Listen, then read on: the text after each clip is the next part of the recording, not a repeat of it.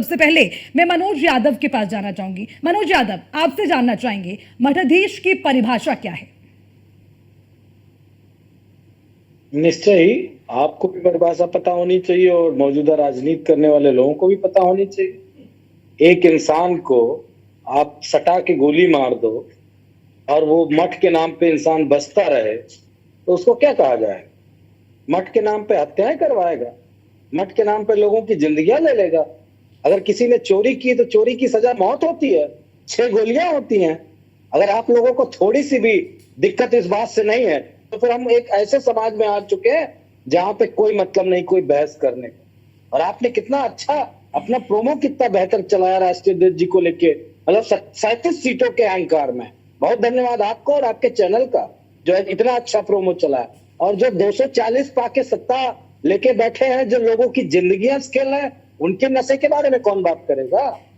जो 10 साल से देश को बर्बाद करे उनके नशे के बारे में कौन बात करेगा?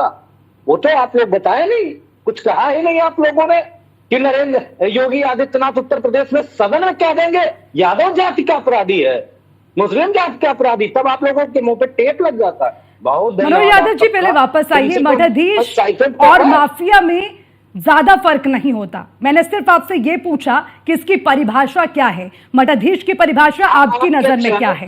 आपकी नजर में क्या है? अखिलेश यादव क्या कहना चाहते हैं? मैंने आपसे ये सवाल पूछा। आपको हमारे प्रोमो से, हमारे सवाल से तकलीफ होती है, आपकी वो तकलीफ मुझे बखूबी समझ आती है। लेकिन आज जो बात हो रही है वो काफी गंभीर है, उसको समझिएगा। मठाधीश और माफिया में फर्क नहीं होता, इसलिए मैंने आपसे पूछा कि अगर ज्यादा फर्क नजर नहीं आता है तो आपकी नजर में मठाधीश की परिभाषा क्या है? इतना सा सवाल है, उस पर जवाब दे दीजिए। देखिए, अगर किसी पूर्व मुख्यमंत्री और पूर्व कैबिनेट मंत्री को कहा जाएगा कि भेड़िए हैं, तो आपने डिबेट की थी क्या? उस मठाधीश के बयान पे आपने डिबेट की थी? उसको भेड़िए कहा जाएगा? इतना बड़ा मठाधीश होगा। इसीलिए हमारे नेता ने कहा कि मठाधीश और माफिया में कोई अंतर नहीं। जिसको संवैधानिक भाषा का भी अक्ल नहीं, ज्ञान नहीं है, पूर्व मुख्यमंत्री को किस शब्दों से बताया जाता है, कैसे संबोधित किया जाता है, इसका भी अगर उनमें थोड़ा सा इल्हाम नहीं है तो उनसे आप सवाल पूछिएगा। हमने तो बिल्कुल सही जवाब दिया।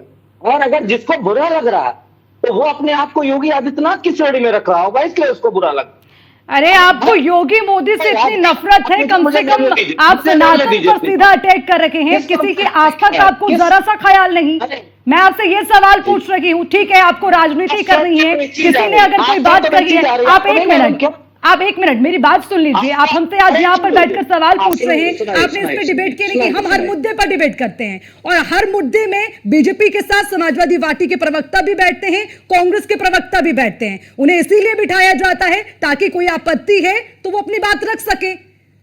ये तो नहीं है कि खाली बीजेपी का शो चल रहा है और उनको बिठाकर हमने चर्चा कर ली, तब तो आप ये सवाल करते। आज आप ही के पार्टी के सबसे बड़े नेता अखिलेश यादव ये कहते हैं कि मठाधीश और माफिया में कोई फर्क नहीं। जब मैं इस पर सवाल पूछ रही हूँ तो आप तिल मिला रखी हैं, मुझसे उल्टा आप सवाल पूछ रहे हैं। मैं आपसे कह रही हूँ, मठाधीश की परिभाषा समझते हैं आप? नहीं समझते तो किताब खोल के पहले पढ़ लीजिए। किसी की आस्था के साथ इतना बड़ा खिलवाड़ आप कैसे कर सकते हैं?